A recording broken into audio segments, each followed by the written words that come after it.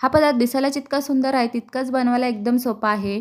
विशेषतः नागपंचमीला कोल्हापूरच्या काही भागामध्ये हा पदार्थ बनवला जातो. चंदगडमध्ये याला उंडा म्हणतात, तर आजरा भागामध्ये याला मेतोंडा म्हणतात. त्याच्यासाठी 1 वाटी बारीक रवा आणि 1 वाटी सुजीचा रवा घेऊन लालसर असा भाजून घेतलेला आहे. त्यानंतर एका वाटीला 4 वाट्या अशा 8 वाट्या पाणी गरम करून घेऊन त्यामध्ये 2 वाटी गूळ घालून घेतलेला आहे.